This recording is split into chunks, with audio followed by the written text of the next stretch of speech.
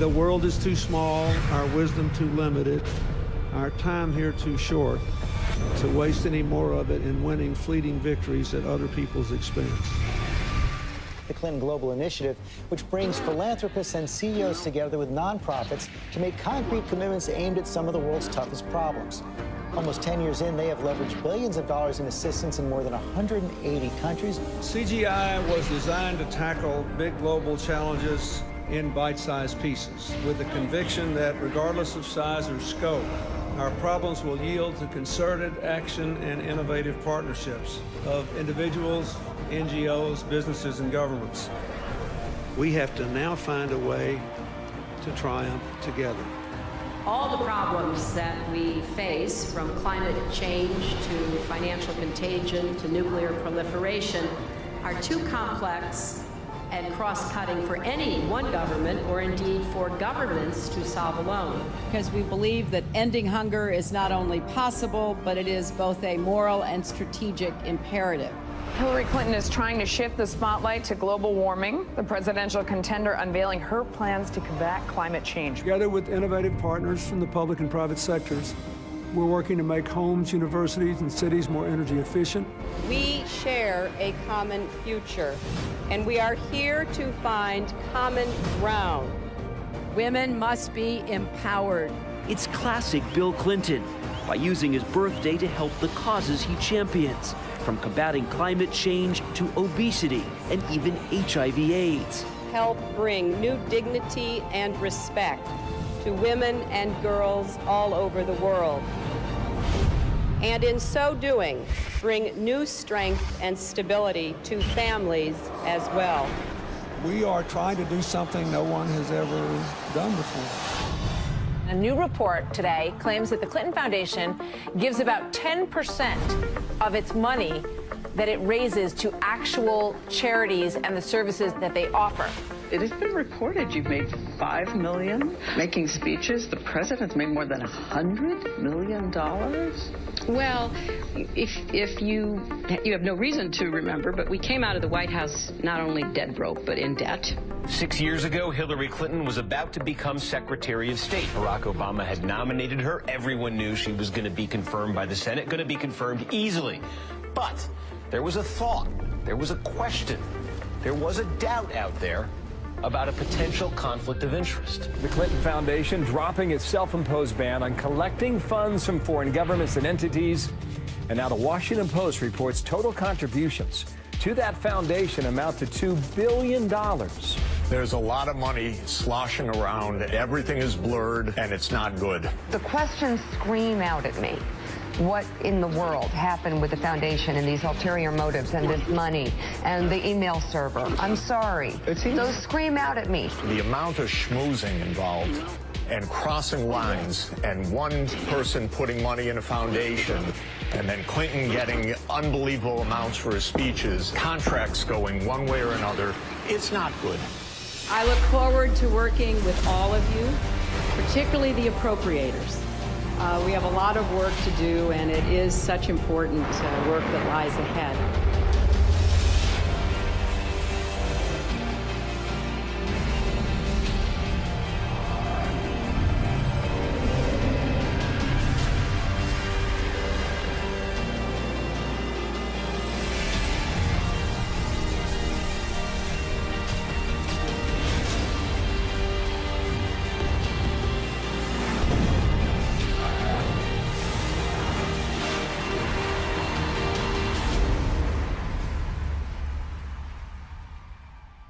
We did this with a very simple strategy.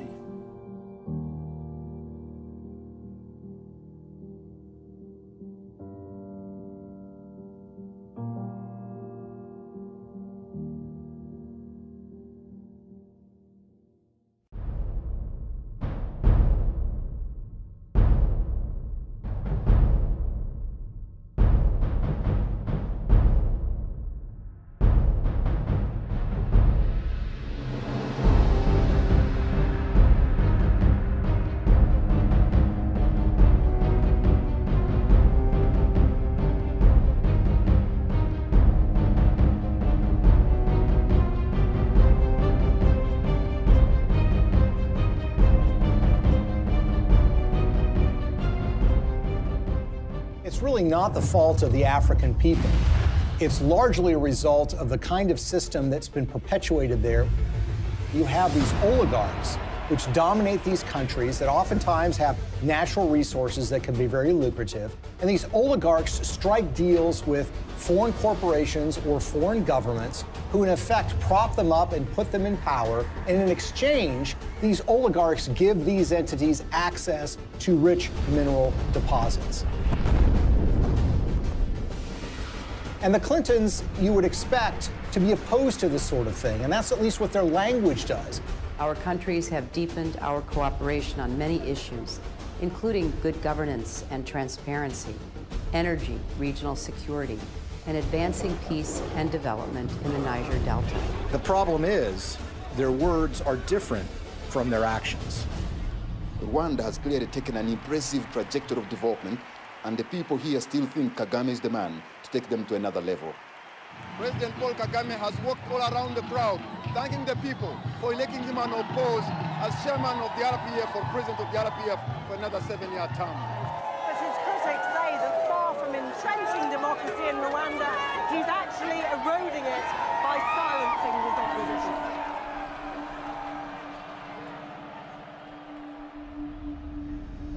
Paul Kagame has been praised by Bill Clinton and the Clinton Foundation. But the fact of the matter is Paul Kagame has a terrible human rights record. He's accused of aiding military operations in the neighboring Democratic Republic of Congo, and that actually forced the recruitment of child soldiers. The UN has identified him as being involved in activities that entailed massive human rights violations. The newer opposition parties that have been formed in the last year or two have one by one been silenced or otherwise excluded from the race. And individuals, not only politicians, but even journalists, for example, and other Rwandans who may have views different from those of the government, have found themselves at the receiving end of what has become quite a violent campaign of intimidation. Well, Paul Kagame is a friend of Bill Clinton's. I want to say a special word of appreciation for the leadership of President Kagame. I'm greatly humbled to receive this Clinton Global Citizen Award. He's actually given awards by Bill Clinton for his conduct as the leader of that country, and they regale him as a great military leader. This is the sort of legitimization that we don't want of these kinds of dictators and leaders. That's the kind of legitimization that the Clintons have engaged in. And they've done it in a way that creates commercial opportunities for donors and friends and allies who want to do business in Africa.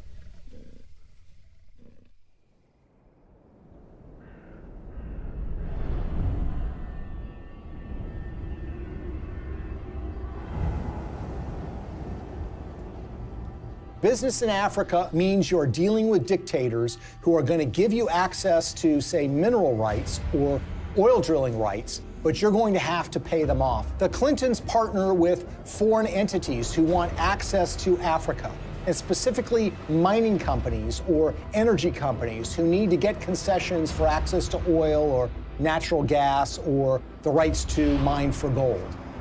Those two make a powerful alliance because these companies will give money to the Clintons, either in the form of speaking fees or in the form of donations to the Clinton Foundation. And the Clintons will then, in effect, do their bidding before the halls of power and corridors of power in Africa. And they will go to foreign governments and encourage them to do business with individuals who are putting money in their pocket. And this leads to some amazing fits of behavior that, in a way, are just reminiscent of 19th century colonialism. A perfect example of this is Ambassador Joe Wilson. Joe Wilson is a longtime friend of the Clintons. In fact, he endorsed Hillary Clinton in the 2008 presidential election. And it was also thought that he might become a senior official in Hillary Clinton's State Department. But the fact of the matter is Joe Wilson was up to something far more nefarious during Hillary Clinton's tenure as Secretary of State. In 2009, shortly after she became Secretary of State, when Wilson was the vice chairman of a company called Jarge Capital, they took out a 50-year lease on 400,000 hectares in South Sudan. South Sudan was in the middle of a civil war, and this lease was actually signed with warlords who were involved in the civil war. These individuals who were engaged in massive human rights violations, including the massacre of opponent tribes. And basically what Joe Wilson was engaged in was something called investing in sovereignty changes. They were basically cutting deals, lucrative deals, worth potentially hundreds of millions of dollars with these warlords. And the expectation was simple. These warlords would take power, then they would give them access to these lands where they could make huge amounts of money exploring for natural gas, exploring for oil, and for mineral rights. Ambassador Joe Wilson isn't the only Clinton friend and foundation donor who was working in war-torn countries. Swedish mining investor Lucas Lundin has pledged $100 million to the Clinton Foundation. He did that in 2007. And his most lucrative mining operations are in the war-torn country of the Democratic Republic of Congo. This is a country that perhaps has the most horrific human rights situation on the face of the earth. By the time Lucas Lundin made his $100 million pledge to the Clinton Foundation, his Congo operation was making, quote, staggering profits, end quote, according to his own financial statements. His overall capitalization was $20 billion. But for those profits to remain staggering, U.S. policy under Hillary Clinton had to remain unchanged. That's a problem. Hillary Clinton, as a senator back in 2006, supported something called the Congo Relief, Security, and Democracy Promotion Act. As the law's name implied, the goal was to bring reform to Congo.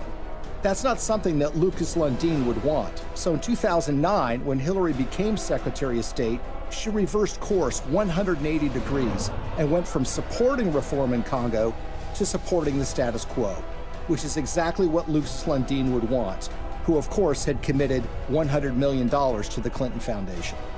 But Congo isn't the only scandal-plagued country where Clinton benefactors have made millions. Africa's most populous nation, Nigeria, is full of promise, but fulfilling that promise is sometimes a struggle. Plagued by corruption and mismanagement, the resource-rich country has a poverty rate of over 50%. Look at a country like Nigeria, which is really a cesspool of corruption. In fact, people will say it is perhaps the most corrupt country in the world. It's rich in natural resources, it produces a lot of oil, but that money never trickles down to the people. It goes to the oligarchs who run the country, who oftentimes take that money and put it in Swiss bank accounts in a way that, of course, the people of Nigeria can never benefit from. And you see, there's a federal law in the United States which says if foreign governments that receive U.S. assistance aren't transparent in how they spend that money, that they will not be able to get U.S. foreign assistance anymore. It's about transparency. But there's a way around that law. You can get a waiver from that law. How? By getting the U.S. Secretary of State to grant you a waiver. We intend to remain very supportive on your reform efforts. Thank you for mentioning the work we did together on the elections. We're also very supportive of the anti-corruption reform efforts, more transparency, and the work that you and your team is also championing, because we really believe that the future for Nigeria is limitless. So in the case of Nigeria, they receive hundreds of millions of dollars in U.S. foreign assistance. They've not made progress in being more transparent, and of course, they've gotten exemptions from Hillary Clinton while she was Secretary of State. What's so curious about this is what was happening commercially to the Clintons while this was going on. Bill Clinton, for the first time ever, gets paid highly lucrative speeches in Nigeria, which had never happened before. In fact, he gets paid to do 2 speeches for $700,000 apiece by a businessman in Nigeria who just happens to be close with the president of that country. Keep in mind, by the way, that his normal speaking fee is less than $200,000 a speech. So this was an enormous payday for Bill Clinton. Okay, now we'll begin the panel.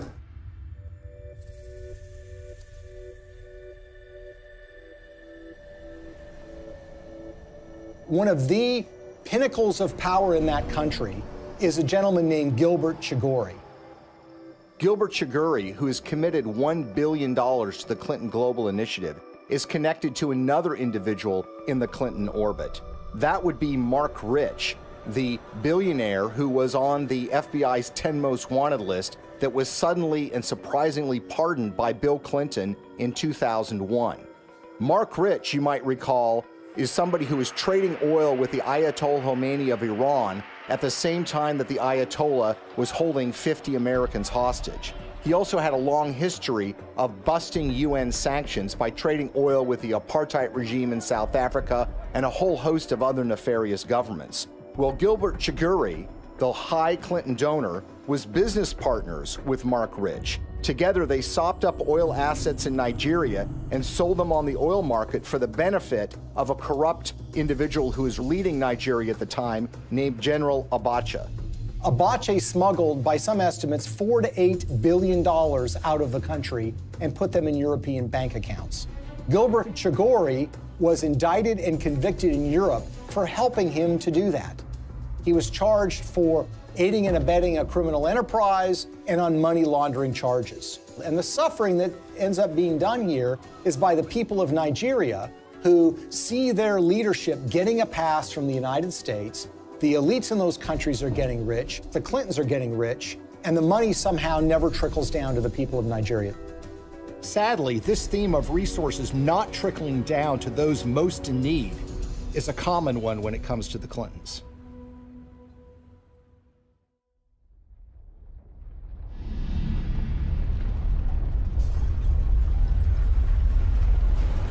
As we told you at the start of tonight's program, a major magnitude earthquake has hit the island of Haiti in the Caribbean. The quake measured around 7 points on the Richter scale, and its epicenter fell just 10 miles from the capital, Port-au-Prince. Haiti's ambassador to the U.S. has described the event as a catastrophe of major proportions. So far, we have no information regarding the casualties. The war is coming to an end! It was a big earthquake. It lasted like 15 seconds, I think. Probably the most devastating humanitarian crisis that Hillary Clinton faced during her tenure at the State Department was the tragic earthquake in Haiti. It happened in January of 2010, and literally in a matter of seconds, 250,000 people were estimated to have died, and a large portion of the Haitian infrastructure and economy was just decimated. It was a crisis on a massive scale. The United States is offering our full assistance to Haiti and to others in the region. We will be providing both civilian and military disaster relief and humanitarian assistance, and our prayers are with the people who have suffered, their families, and their loved ones. In the days and weeks that followed the earthquake in January of 2010, Hillary Clinton made visits to Haiti. And here's the latest on Haiti. U.S. Secretary of State Hillary Clinton arrived in Port-au-Prince just about an hour ago. She is the highest-ranking U.S. official in Haiti right now since Tuesday's earthquake. She's meeting with Haitian leaders and international officials to discuss the rescue and relief efforts. In fact, on her first visit, which occurred days after the earthquake, they literally had to stop traffic going in to the airport at Port-au-Prince. There, of course, were relief supplies that were being flown in, but that traffic was stopped so the Secretary of State could come and assess the damage. There is a perception, and there have been complaints or reports of bottlenecks, that there's a lot of aid coming in, but it's very hard to get it out to the people who need it. That's just not true. The aid is coming in, we're getting it out, there's just not enough of it yet. She flew in with her political aides on a large federal airplane. She landed at the airport. She made a large press conference, made statements about her commitment to rebuilding this country, and then she was soon whisked away, headed back to Washington, D.C.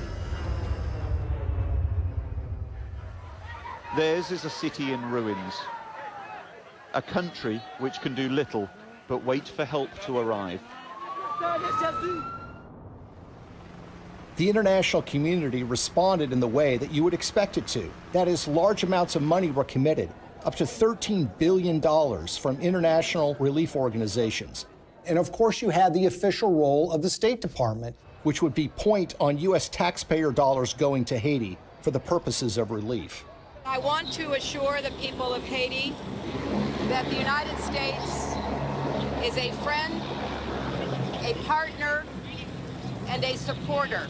Hillary Clinton's State Department would oversee the reconstruction effort, with Chief of Staff Cheryl Mills responsible for the allocation of U.S. tax dollars through USAID. And Bill Clinton, already appointed Special Envoy to Haiti for the United Nations, was named co-chair of the Interim Haiti Recovery Commission, along with a former Haitian Prime Minister. I hope it will be rebuilt in a much stronger and more sustainable way, and I think the Haitians want that. So this was clearly a Clinton operation from the beginning. Now, the Haitians had their own ideas about how best to rebuild their country. They wanted new roads. They wanted buildings rebuilt. And that's what you would expect. This is how you recover from an earthquake. The problem is that the Clintons had their own agenda, the interests of major donors who had a vested interest in spending that money in Haiti in ways that would benefit them.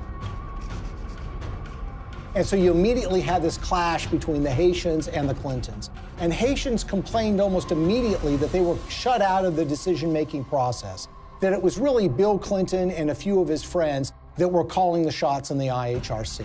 And they made some monumentally bad decisions that not only didn't benefit the Haitian people, but ended up putting money in the pockets of major Clinton donors who had economic stakes in Haiti. We have been united behind a single goal: making investments in this country's people and your infrastructure. So it's a classic example of what some people call disaster capitalism. Disaster capitalism in that a natural disaster creates opportunities for rebuilding to take place, but also for self-enrichment to take place. And if you look at the Clintons and the promises that were made and the results that actually followed, it is a tragic story of crony capitalism gone awry.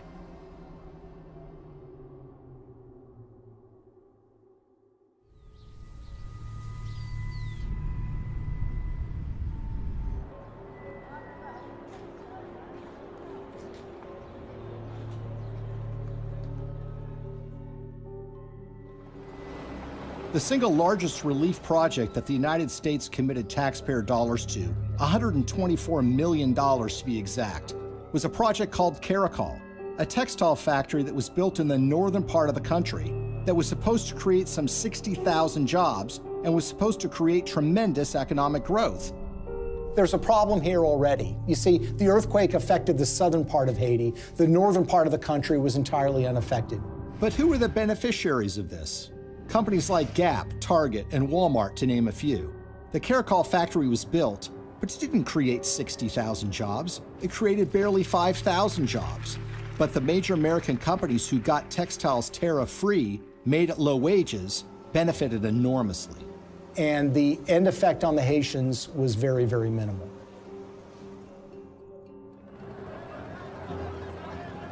If you look at some of the infrastructure projects that were undertaken, the Clintons had very grand plans to build large tracts of homes, and there were contractors that were selected for those projects. Sometimes the contractors had experience, sometimes they did not.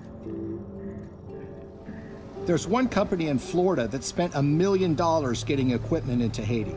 They had experience in disaster relief, but according to the owners of that company, they only made a small donation to the Clinton Foundation. And guess what? They didn't get any relief contracts. On the other hand, the contractors who did win the awards were given the opportunity to build homes, and in some instances were supposed to build tens of thousands of homes for Haitians. They ended up building a fraction of that. For instance, the New Settlements program was supposed to build 15,000 homes for $53 million. Instead, it built 2,600 homes, less than a quarter of the original estimate, for $90 million, or $47 million over budget. And they got away with it. So you had contracts going to these relief organizations that were also involved with the Clinton Global Initiative. And you had this one organization, Dahlberg, that was supposed to do an assessment for relocating people that suffered from the earthquake. They determined that people should be moved to a site that happened to be on a cliff that was highly unstable. USAID's Inspector General reviewed Dahlberg's recommendations and found them basically unusable. One member of the USAID shelter team was quoted by Rolling Stone magazine as saying that the recommendations were so bad, it looked like the team never even got out of their SUVs. Another person said that only one of the people that was sent to Haiti by Dahlberg actually spoke French. Telecom mogul Dennis O'Brien is one of the world's richest people, and he's finding opportunities in the poorest country in the Western Hemisphere. The Irish billionaire is the largest private investor in Haiti through his company Digicel, and he's now leading the Clinton Global Initiative efforts down in Haiti. Probably no one came out better in the Haitian reconstruction effort than an Irish billionaire named Dennis O'Brien. He is a Clinton Foundation donor, giving them between $5 and $10 million. He helped arrange speeches for Bill Clinton, too. The interest of the Obama administration, particularly the former Secretary of State Hillary Clinton, you know, all the different things that have happened to help Haiti get up off the floor have been led by the U.S. And he was the owner of something called Digicel, which is a cell phone company at the time of the earthquake. As part of that relief effort, the State Department run by Hillary Clinton wanted to fund a mobile money transfer service that would allow Haitian citizens to transfer and receive money on their phones. Well, Digicel applied to be the recipient of that grant money. 4 weeks after their application, Digicel actually sponsored a speech for Bill Clinton in Jamaica, and they paid him $225,000. And as it turns out, within 4 months of that speech, Digicel would receive the first installment of that grant money. The earthquake actually has been great for Digicel and Dennis O'Brien. More than 4 years since a magnitude 7.0 earthquake devastated Haiti, and outrage there is growing over the largely failed reconstruction effort, despite the hundreds of millions of dollars in aid that has been collected and spent by the IHRC, the Interim Haiti Recovery Commission. So whether you're talking about housing or cell phones, you see that the people that are closest to the Clintons have made out very well from the Haitian earthquake. The rest of the country, the ordinary people of Haiti, not so much. Haitian activists staged a protest outside Hillary Clinton's Manhattan office. The demonstrators claim billions of dollars were stolen through the Haiti Reconstruction Commission headed by Bill Clinton. They also say Haiti was used as a cover for foreign governments to funnel kickbacks of possibly hundreds of millions of dollars through the Clinton Foundation. They say it was done in exchange for favors that Hillary was doing for them as Secretary of State. The tragedy is we had an opportunity to rebuild in a way that would give the people of that country hope. Sadly, that opportunity was squandered, and what took place, rather than rebuilding Haiti, was the self-enrichment by friends of the Clintons. For all of Bill Clinton's talk about building Haiti back better, the fact remains that the most visible evidence of Clinton's role in the recovery isn't the improvement of daily life for everyday Haitians, but the construction of new luxury hotels just miles from the folks who have been living in tarps USAID handed out immediately after the earthquake. We are telling the world of the crimes that Bill and Hillary Clinton are responsible for in Haiti. But while the world eventually lost interest in Haiti's recovery, the influence and connections afforded to donors from the Clinton Foundation appear to have been lessons learned by others. So how much do connections to the Clintons matter when you're talking about Haiti? Consider the case of gold mining. The government of Haiti had not granted a gold mining concession in 50 years. They decided to do so during the reconstruction of their country, which was being overseen by Bill and Hillary Clinton. What company did they select to get this gold mining permit? A company called VCS Mining. VCS Mining had very little experience in gold mining, but what did they have? They had connections. Shortly after they got that concession, someone joined their board of directors. It just happened to be Tony Rodham, brother of Hillary Rodham Clinton. It was a true disaster that followed the earthquake, which was the natural disaster. This was the man-made Clinton-caused disaster in relief that led to the wasting of enormous sums of money, the enrichment of elites that were friends with the Clintons, and the Haitians were left in a situation where their life was really not much better than it was the day after the earthquake happened.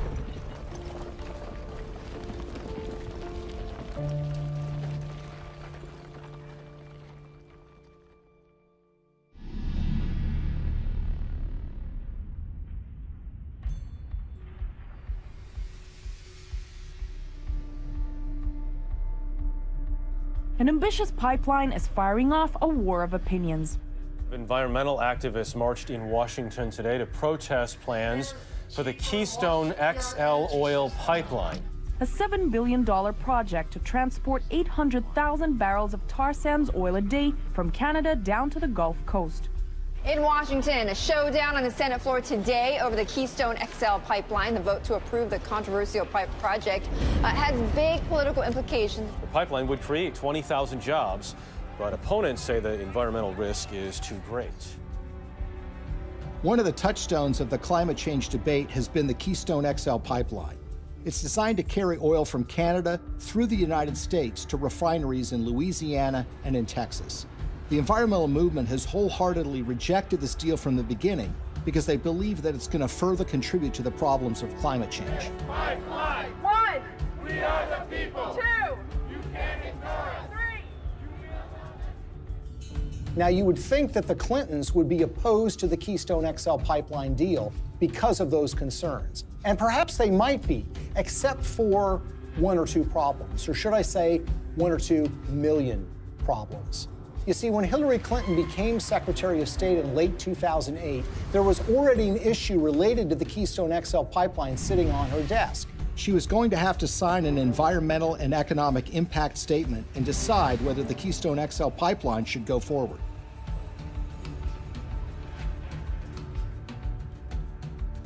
At that precise time, Bill Clinton gets a lucrative offer of nearly $2 million to give 10 speeches in Canada for the first time ever from a company called TD Bank Investment Group. He gave the last speech in May of 2011. 3 months later, Hillary's State Department releases an environmental impact statement that was seen as largely supportive of the Keystone XL pipeline in a way that was massively controversial. Hillary Clinton, in effect, was betraying the environmental movement by greenlighting this deal, when she had in her hands the power to kill this deal in its crib. It was shocking. Organizations like Greenpeace and Friends of the Earth were stunned. They wanted investigations, but everybody was mystified. Nobody could understand why Hillary Clinton would sign off on this deal, particularly when she had been in favor of dealing with climate change, and her boss, Barack Obama, by all indications, seemed to be opposed to this deal as well. It's also a time for a new approach to climate change. We know we've got to deal with global warming. We're seeing the effects of it. We need to invest in clean energy technology today so that we can create new high-paying jobs to protect our environment, to grow our economy, and to finally break our addiction to foreign oil. How did we go from the Clintons being in favor of fighting climate change and dealing with fossil fuel dependence to Hillary Clinton signing off on the Keystone XL pipeline? The evidence that we found was that it was about the money. This was not a philosophical change. This was not a new way of thinking about global warming. This was a way of taking $2 million in cash to essentially buy a decision by the Secretary of State. Why is the TD Bank Investment Group so interesting? Because they just happen to be one of the largest shareholders in the Keystone XL pipeline itself. When we looked at Bill Clinton's pattern of giving speeches, we looked at who was paying him, when they were paying him, and if they have ever paid for a speech before. What's so stunning is that TD Bank had never sponsored a speech by Bill Clinton before. And then suddenly, in late 2008, when Hillary Clinton has been announced to be the Secretary of State, and when sitting on her desk is the matter of the Keystone XL pipeline, they suddenly decide to sponsor these speeches. And when people realized that the Clintons had pocketed about $2 million at the precise time Hillary Clinton was making this decision, it all now suddenly made sense. Because as we've seen repeated over and over and over again, when it comes to the Clintons, you have to follow the money. And in the case of the Keystone XL pipeline, they seem to have abandoned their principles, their commitment, as it was, to combating global warming and dealing with our dependence on fossil fuels. They jettisoned that when $2 million showed up and suddenly came out in favor of the Keystone XL pipeline. When you see this sort of pattern of behavior, you can't come to any other conclusion that it's a system of pay to play. And again, other entities appear to have picked up on this business model too. Well, Bill Clinton has been paid enormous sums of money over the years to give speeches. On average, he gets a little less than $200,000 per speech. But something happened in late 2008.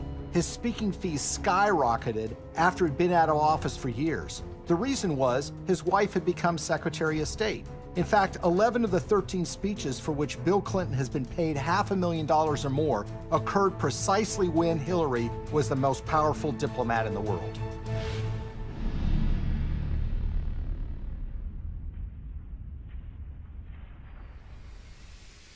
You will never contribute to an organization that will give you a higher probability of having your good intentions turn into real positive changes in other people's lives.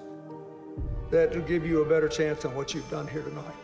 His single biggest speech payday came from the Swedish telecom company Ericsson, and it's a very, very unusual and troubling story. Now, Ericsson is a Swedish telecom company that in 2009 and 2010 was in trouble with Hillary Clinton's State Department because Ericsson was selling a lot of telecom equipment to Iran, to Belarus, and to other oppressive governments, about which the State Department was concerned. Ericsson risked being put on a list by the federal government in the United States for trading with an enemy state. There was actually an effort being put forward in Washington to broaden Iranian sanctions to include the very technologies that Ericsson was selling to the Iranian government. So it's against this background that Ericsson decided now might be a good time to hire Bill Clinton to give a speech. They had never paid for a speech by him before, and they decided to go in big, $750,000 for a single speech.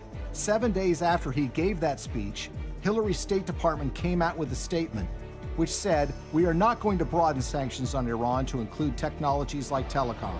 We're going to rely and expect companies like Ericsson to police themselves." It was a massive win for Ericsson.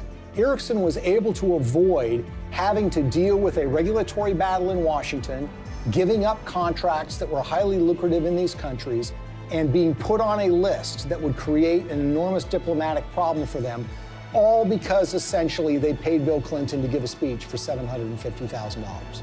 Will you continue to give speeches? Oh, yeah. I got to pay our bills.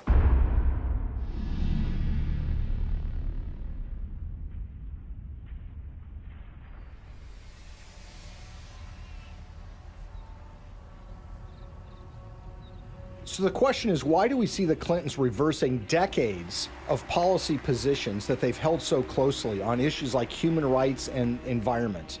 And a big clue comes from the folks that are giving the Clinton Foundation literally tens of millions of dollars. And one, if not the biggest donor to the foundation, is a Canadian named Frank Giustra.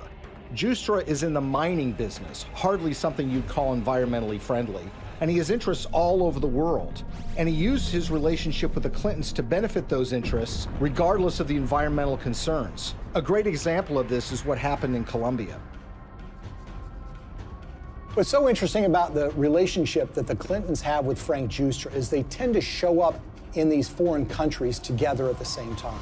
Frank Giustra's made billions of dollars over the years in the so-called penny stock market in Canada, which is highly open to manipulation. He's been very successful in this area. Now, the Vancouver Stock Exchange is not like the New York Stock Exchange in the United States. This is a stock market or an exchange that is dominated by penny stocks, made up of a lot of natural resources stocks. It's sort of the wild, wild west of investing. It's called Dodge City sometimes. And the reason is because there's a lot of speculators, there's a lot of misinformation that's put around, and there are a lot of mining companies that don't really have any assets, but will proclaim to have gotten the rights to some lucrative gold mine, let's say, and then they send that news out to the public in the hope that it will lead to a flood of people buying the penny stock so the shareholders can sell their assets.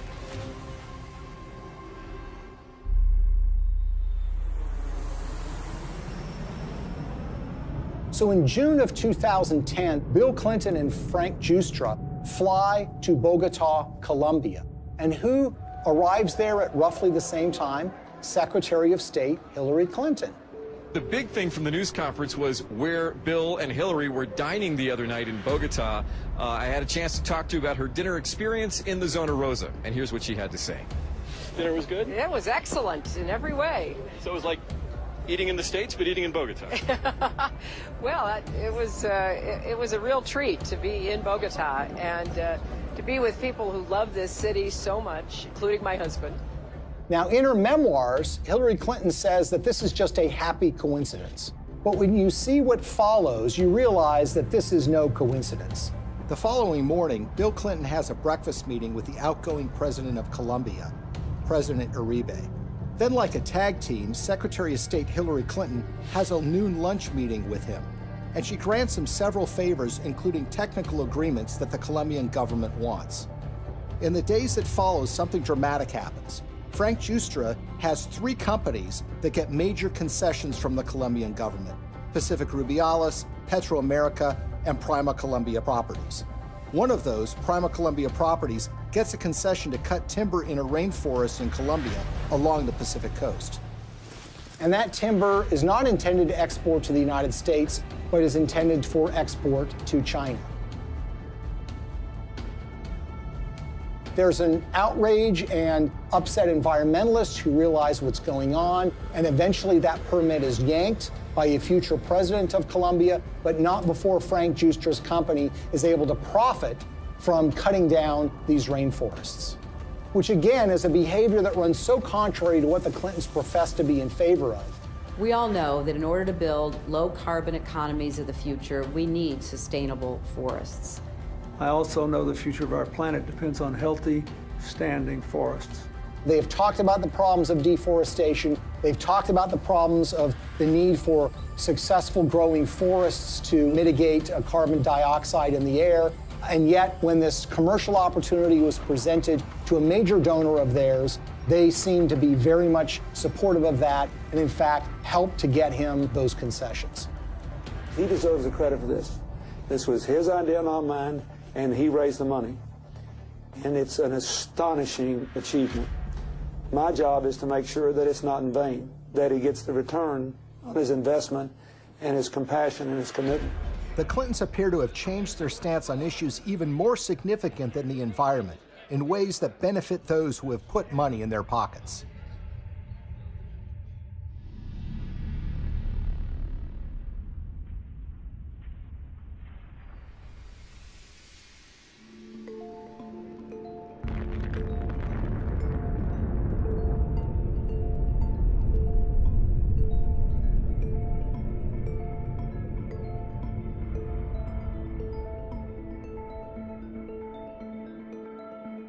I represent a president and a country committed to a vision of a world without nuclear weapons and to taking the concrete steps necessary that will help us get there. The Indian nuclear deal, I think, is so troubling because this is a core national security issue. One of the signature achievements in foreign policy for Bill Clinton was pushing the Test Ban Treaty and the Non-Proliferation Treaty. Today in New York, the United Nations General Assembly voted overwhelmingly to adopt the Comprehensive Nuclear Test Ban Treaty and open it for signature later this month. The NPT has been sort of the holy grail when it comes to nuclear disarmament, something that the Clintons have been supportive of, not just for years, but for decades. That was all thrown asunder in 1998 when the Indian government tested nuclear weapons underground. India's action threatens the stability of Asia and challenges the firm international consensus to stop all nuclear testing. These were tests that truly shocked the world. Even the CIA was not aware that these tests were about to take place. Clinton's reaction was volcanic. He felt betrayed by the Indian government. And as a result, he imposed sanctions on India, essentially saying, you're not going to get access to U.S. nuclear technology until you sign the NPT, the Non-Proliferation Treaty. In 2005, the Indian government wanted to get these sanctions lifted. Not only do they have an interest in expanding their civilian nuclear base, they live in a neighborhood where some pretty tough customers and rivals have nuclear weapons themselves.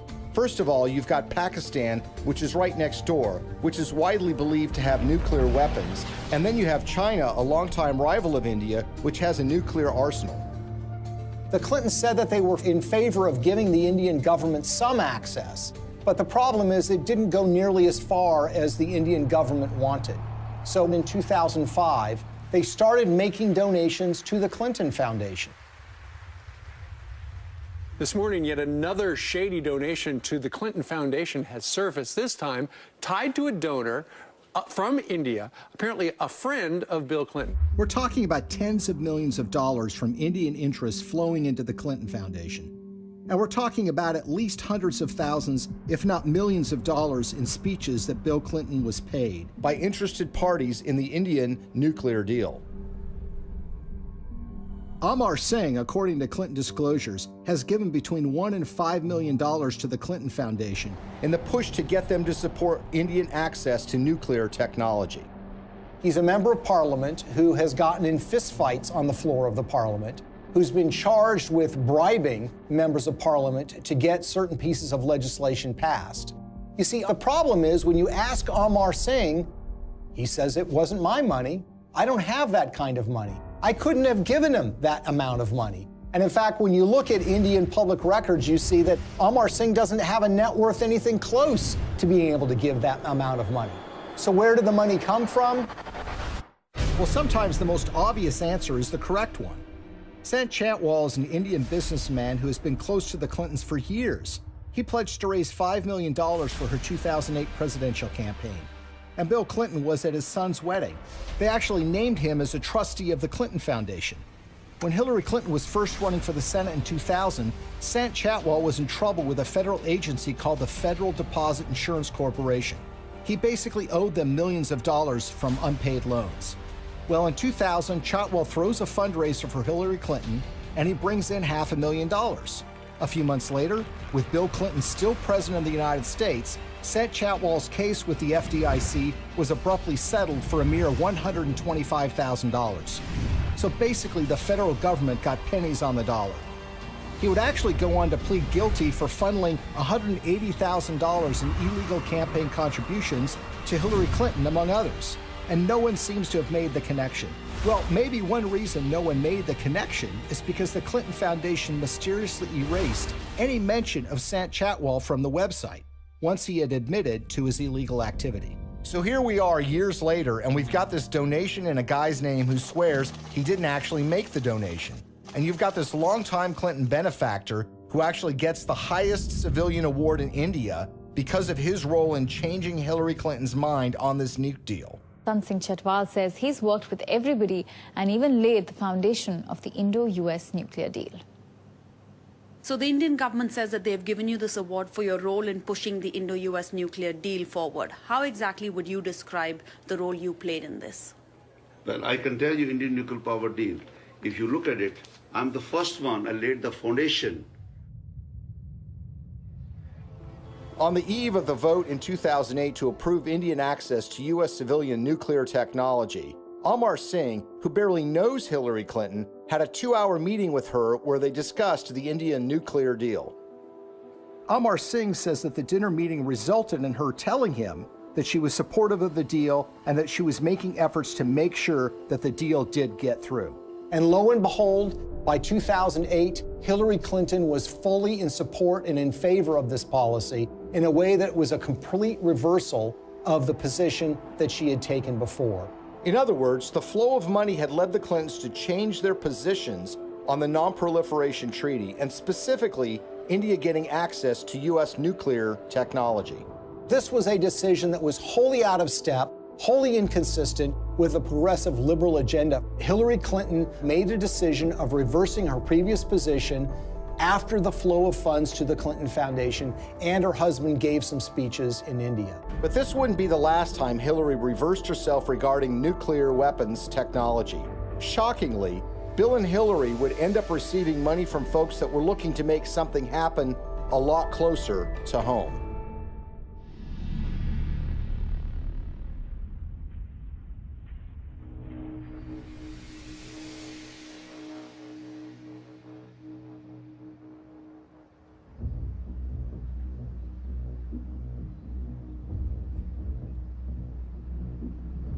I think the Russian uranium story is perhaps the most shocking and most blatant example of how the Clintons operate.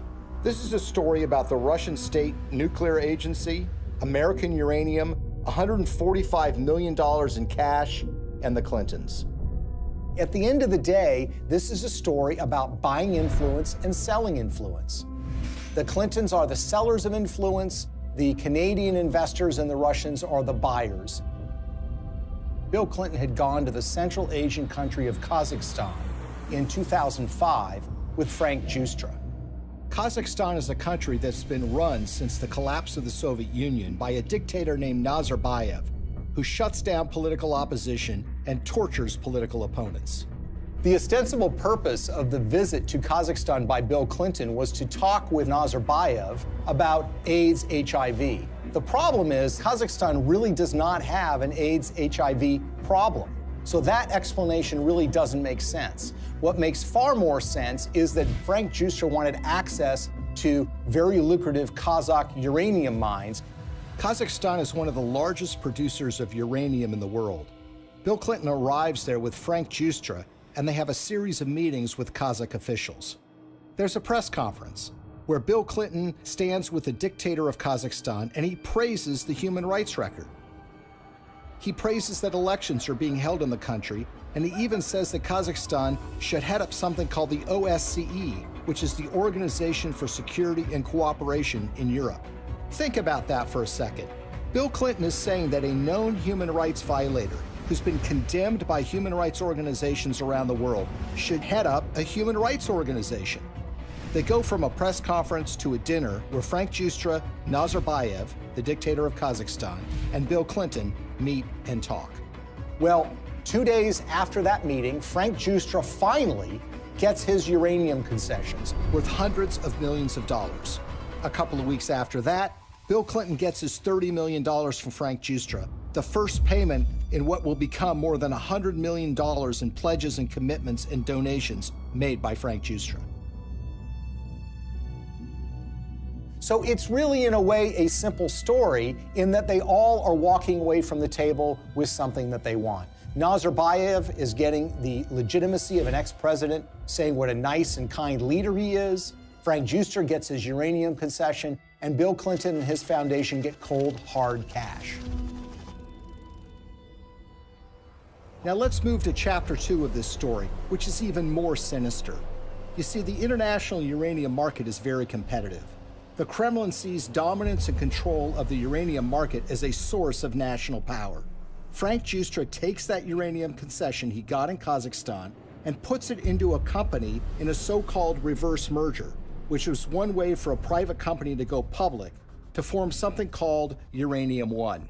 It's a company traded on the stock market in Canada, and they start acquiring uranium concessions in places like Wyoming, Texas, New Mexico, and Utah. And by 2009, they have what is expected to be 50% of future uranium production in the United States. This gets the interest of Vladimir Putin and the Russian government. And in fact, there are State Department cables that were leaked through WikiLeaks, which show that Hillary was aware of the fact that the Russians took great care to try to dominate the international uranium market. Well, the Russians want to buy this asset, and they offer a 40% overprice on the share of the stock. And for this transaction to go through, it has to be approved by the U.S. federal government. Why? Because uranium is regarded as a critical industry in the United States. After all, this is used for our civilian nuclear reactors and goes into nuclear weapons. So it goes before the federal government, where it needs to be signed off by a series of federal agencies, including the Secretary of State, Hillary Clinton. As Hillary Clinton is contemplating this, shareholders in Uranium One, including Frank Giustra, have sent more than $145 million to the Clinton Foundation. The chairman of that company at the precise time is a guy named Ian Telfer, who is also making donations to the Clinton Foundation, as is Frank Holmes, who is another major Uranium One shareholder. And Hillary Clinton, who has a record of opposing precisely these kinds of deals, comes out and says, you know what, I think this is a good deal. Let's let Vladimir Putin take control of what is now 20% of U.S. uranium production. Bill Clinton and Hillary Clinton are the only figures in American politics who are willing to do this deal and who could actually pull it off. because they had a reputation that runs so contrary to what they're doing. I mean, this is what the Clinton Foundation does, right? This is what they talk about politically, their support for human rights, their concerns about proliferation, their concerns about issues related to Russian aggression.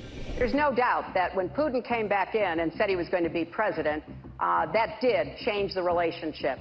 We have to stand up to his bullying. And what's so interesting when you consider this uranium deal are the actions of a small Canadian investment firm called Salida Capital.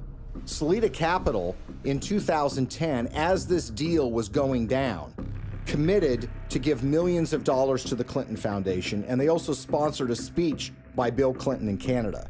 Salida Capital is also the name of a wholly owned subsidiary of Rosatom. Who is Rosatom? Well, this is the government agency in Russia that controls their nuclear arsenal, that built nuclear reactors in Iran, and engages in nuclear technology exchanges with rogue countries like North Korea. What this means, in essence, is that the Russian government, specifically Rosatom, was funneling money through a subsidiary directly to the Clinton Foundation. But the payday didn't end there. 4 months before Hillary Clinton's State Department would sign off on the Russian purchase of uranium-1, Bill Clinton got paid $500,000 to give a single speech in Moscow.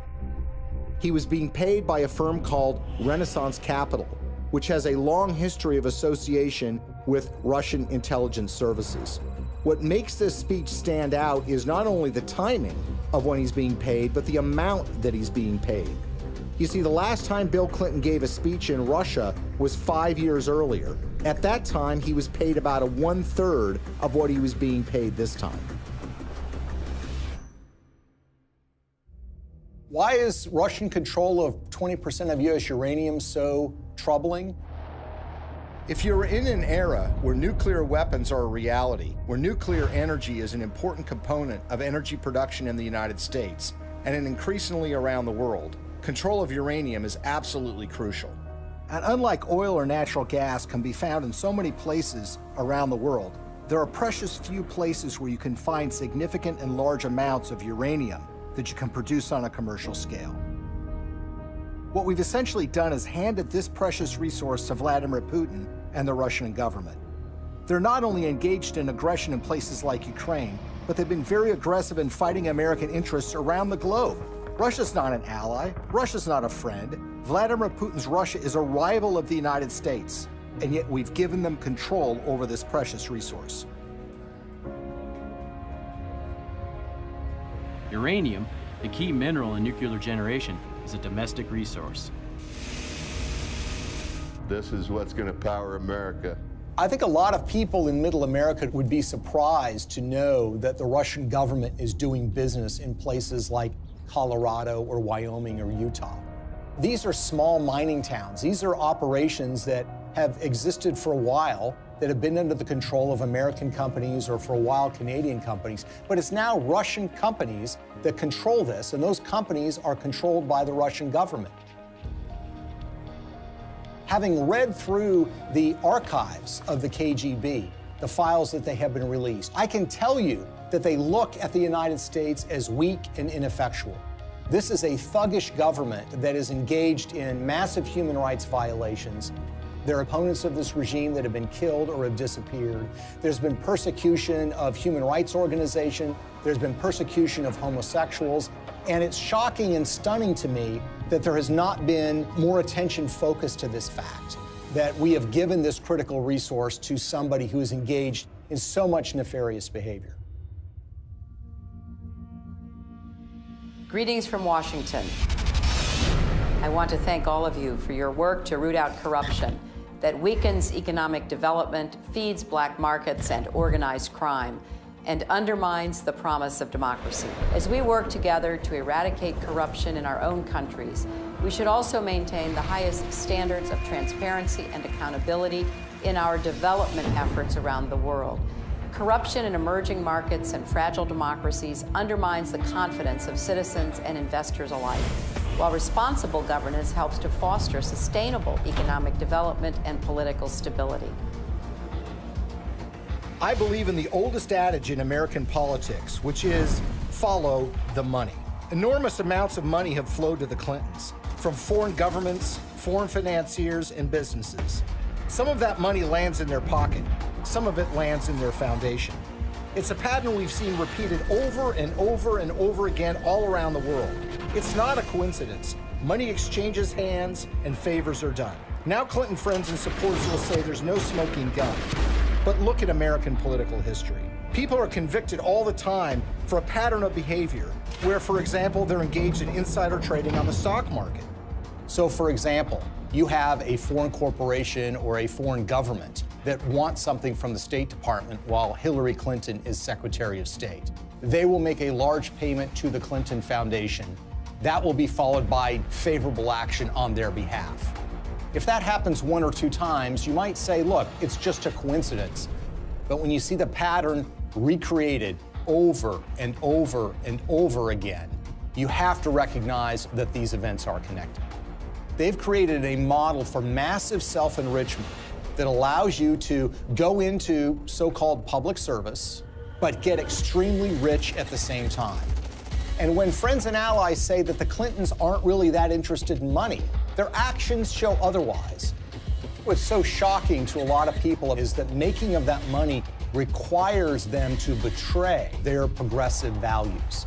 The environment, labor unions, women's rights, human rights.